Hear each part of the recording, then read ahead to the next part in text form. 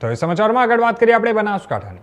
તો વડાપ્રધાન નરેન્દ્રભાઈ મોદીના વિઝન અને એકતાના સંદેશ સાથે કાશ્મીરથી કન્યાકુમારી સુધી સમગ્ર દેશમાં હર ઘર તિરંગા અભિયાનનું આયોજન કરાશે.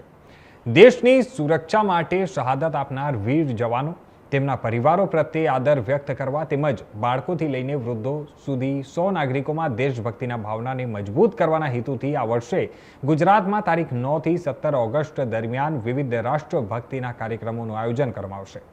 બનાસકાંઠા જિલ્લામાં 15મી ઓગસ્ટ સ્વાતંત્ર્ય દિવસની ઉજવણી અને વંદે માતરમના 150 વર્ષની થીમ અંતર્ગત હર ઘર તિરંગા કાર્યક્રમ અંતર્ગત આજરોજ જિલ્લા કલેક્ટર મિહિર પટેલના અધ્યક્ષ સ્થાને કલેક્ટર કચેરી પાલનપુર ખાતે બેઠક યોજાઈ હતી. બેઠક દરમિયાન જિલ્લા કલેક્ટરે તમામ વિભાગોને સુનિયોજિત આયોજન, સમયસર કામગીરી અને પરસ્પર સંકલન સાથે કાર્યક્રમોને સફળ બનાવવા જરૂરી સૂચનાઓ આપી હતી. કલેક્ટરે હર ઘર તિરંગા અભિયાનને વ્યાપક જનભાગીદારીથી સફળ બનાવવા માટે નાગરિકોને અનુરોધ કર્યો હતો. આ બેઠકમાં જિલ્લા પોલીસ અધિક્ષક પ્રશાંત સુંબે, નિવાસી અધિક કલેક્ટર સીપી પટેલ સહિત વિવિધ વિભાગોના અધિકારીઓ ઉપસ્થિત રહી હર ઘર તિરંગા અભિયાન તથા સ્વાતંત્ર્ય દિવસની ઉજવણીને સફળ બનાવવા માટેની કામગીરી અંગે વિસ્તૃત ચર્ચા કરી હતી.